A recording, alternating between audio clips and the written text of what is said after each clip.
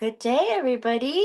This is Yin Yang in California with Morsels of a Thought number 1676 for you today. I have been here this many days in a row, 1676 days in a row since January 2nd, 2021. And the reason is that I want to bring you morsels of a thought of wisdom. Knowing the right thing to do is a form of wisdom. And doing it is actually a virtue. So some people say virtue is magic. Well, virtue is action. Some people say virtue is action. And the fortune cookie said, doing the right thing is virtue. Knowing the right thing to do is wisdom. Doing the right thing is virtue.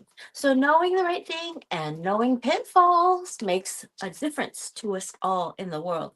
And so what I do here is with this book, launch How to Take Your Business to New Heights with Jen du Plessis. It's got a foreword by Michael J. Maher on the 7 levels of communication. I am reading something that you can map onto your own life. It is indeed about mortgage lending, but you can take the concepts that she's got in there and the directions and the vectors, the magnitude and the direction of the actions to your own life.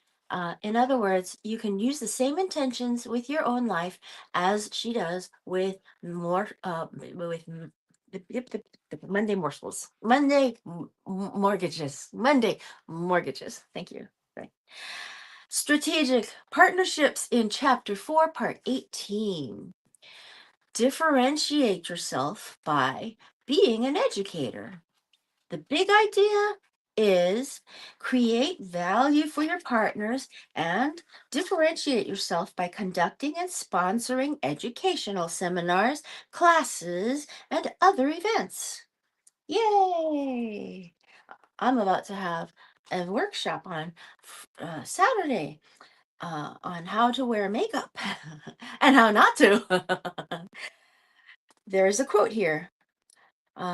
Jen Duplessis quotes Harvey Mackay, Harvey, capital Kay. The biggest room in the world is the room for improvement. Ooh. Being a business builder rather than a business beggar is about differentiating yourself from other loan officers and about providing value to your partners, such as what we can do in our lives by showing ourselves what we can do for a person rather than what that person can do for us. That's what she says. Then she says, a terrific way to accomplish those goals is to deliver presentations, seminars, and classes that help partners with their businesses. You'll become a recognized expert and the quote, go to, end quote, loan officer. Now, this is my opinion, says Jen Duplessis, but I think many people in the mortgage industry spend a tremendous amount of energy and money on things that don't give them any traction. One example might be open houses and broker opens. Be honest with yourself.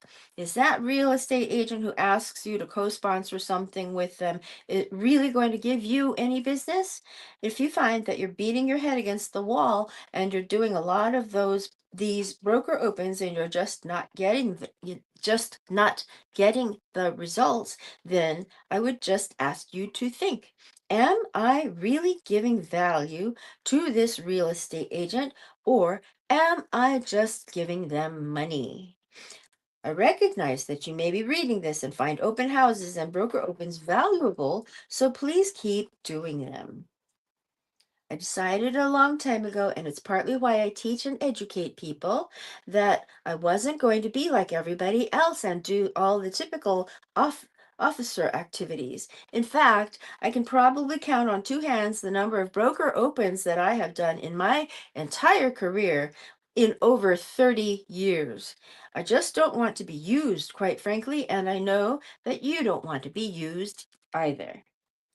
What I decided was that I was going to be the educator and the subject matter expert. I decided to be the person who delivered value to real estate agents through Edu selling, capital EDU selling, one word.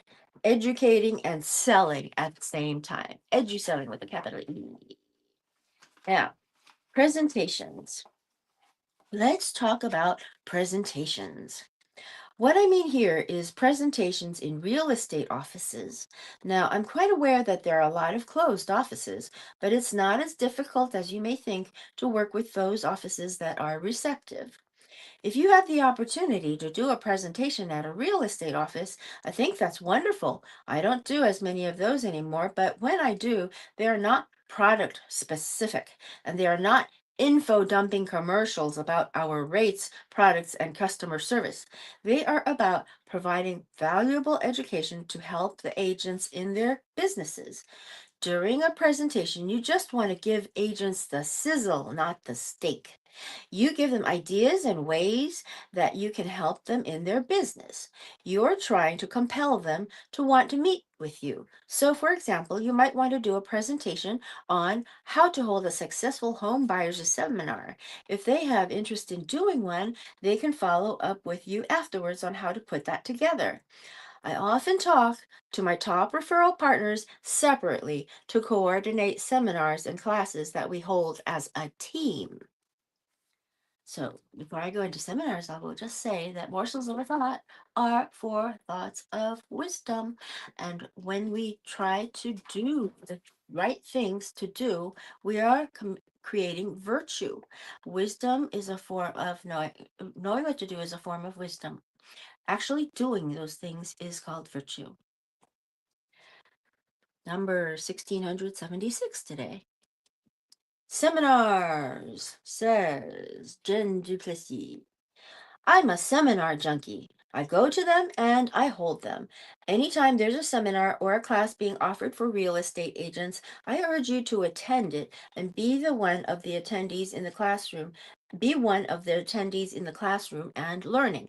I feel that anything we can learn, any of these classes that we attend, even if it might be about real estate ethics or contract writing, we are going to learn something that will help us in our business because it will help us relate to the agents.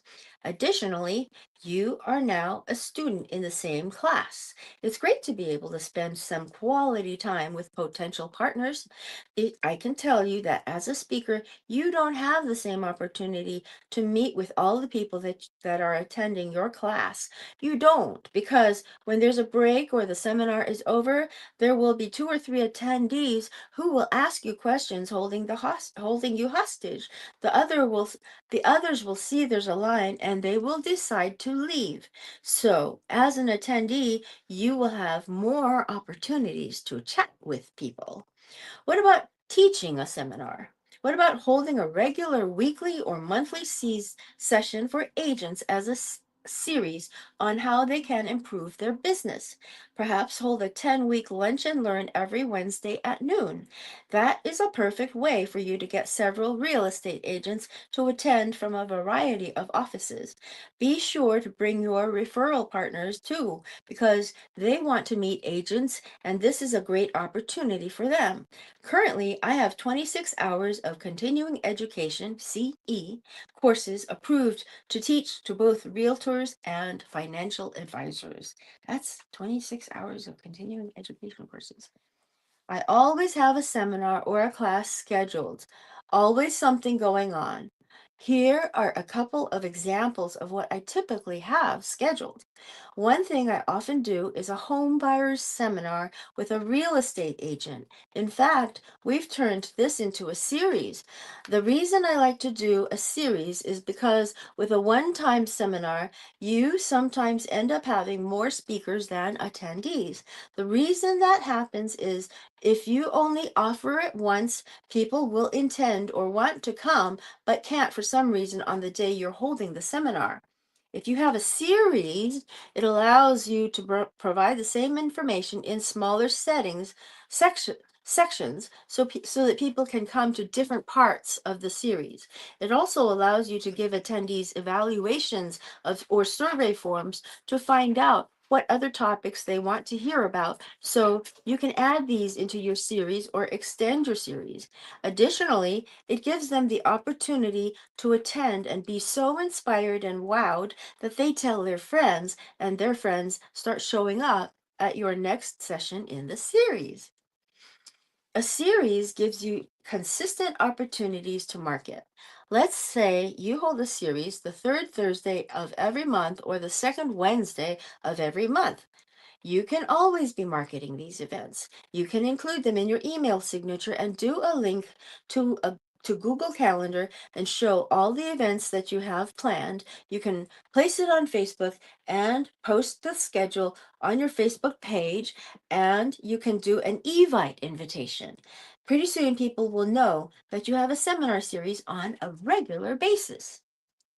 This is particularly important with your real estate agent partners. Now, I'm going to map this onto my personal life and say, if I were to have a makeup series, if I were to do it every 2 weeks, I would say the basics of makeup and the basics of wardrobe. I would do that. I would have a workshop that people can come to. In fact, I'm having one this Saturday. So anyway, so pretty soon people will know that you have a seminar series on a regular basis. This is particularly important with your real estate agent partners because now that they know you hold a seminar on a regular basis, they can consistently invite their home buyers to an ongoing seminar to keep their prospects engaged as well. Conducting home sellers seminars is another option. Just as there are first time home buyers, there are first time home sellers. They don't know exactly what to expect, much like they didn't know what to expect when they were buying the home. So, for a first time home seller seminar, you might have a home stager or home inspector who gives them tips on what improvements to make on their home. And certainly, you can hold this type of seminar in conjunction with your real estate agents as well, especially listing agents. I've asked, well, who of your past clients were first time home buyers and now might be thinking about selling in the next year or so? Let's get them in now and start educating them with a first time seller seminar, end quote. This has provided me another great avenue of referrals. Another seminar series that I've held over the years is a real estate mortgage finance math class, REMF. They absolutely love it. It began as a 3-hour session and is now 2 3-hour sessions. I now offer Math 101 and Math 201 seminars and have obtained approval for 6 hours of continuing education for realtors with a capital R trademarked. When I teach a class or do a presentation, I strategically pick and choose the real estate agents that I might want to approach as a prospective partner. When you first begin teaching, it will provide you with opportunities to meet as many agents as you wish. Later, you will become more selective and only approach a handful with whom you might consider having a profitable business relationship. So for me, doing my makeup workshop, I will be able to make new friends. So here and there, I will make some strategic friends so that I don't get bombarded with bombasted every time that they want to do that to somebody. Be creative, deliver value. The author says, you can conduct lunch and learns, hold evening events, or even sponsor business mixers. I sponsor a business mixer once a quarter. I invite all my top referral partners and real estate agents to the same mixer so I can be the connector for their business expansion.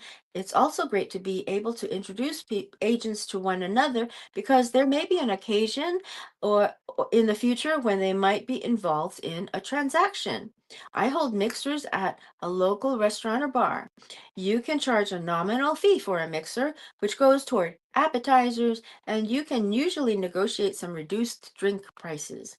At the mixers I sponsor, I usually attract between 30 and 50 attendees. Don't forget to engage with another partner to co sponsor. Another option for gathering partners or prospects together is to hold a client party. It's a great way for you to introduce clients to referral partners. Be sure to have your referral partners speak for a few minutes. So, in this Morsels of a Thought episode 1676, I am talking about Mortgage Lending by Jen Duplessis. Launch How to Take Your Business to New Heights. And I can map this onto my personal life using the same concepts and intentions. Okay, so the author says, I've also done something I call wine and wisdom. I've done wealthy, healthy, and wise as well. Those are capitalized. There are all different kinds of events you can do, but Wine and Wisdom is an event for either just your real estate partners, your clients, or your generic partners. They have a little wine and they get a little wisdom, not from me, but from someone else that might be beneficial to them. For example, with Wine and Wisdom with real estate agents, I have had a credit company talk about credit repair. The funny thing about that is most of the agents need their own credit repair, so they loved it. The purpose is just to share with them how they could help clients get credit repair. I've had an HVAC person who talked about why in a house it can be cold in one room and hot in another, and about things that agents can look for as they're walking through a home with a buyer. I've had an insurance agent come in and talk about whether agents are carrying enough insurance. You know, agents may face potential liabilities they don't think about, such as using their own vehicles to drive clients around. So the insurance agent spoke to them about how to protect themselves. I know that if you're doing something in the course of work, your normal car insurance won't cover you. And also, if you get something through an injury, your health insurance will want to attach some kind of thing to the liability person that you would go after or something. Insurance is crazy, crazy complex to me. Anyway, so Jen Duplessis says, my messages to you. My message to you is to think of ways to deliver value.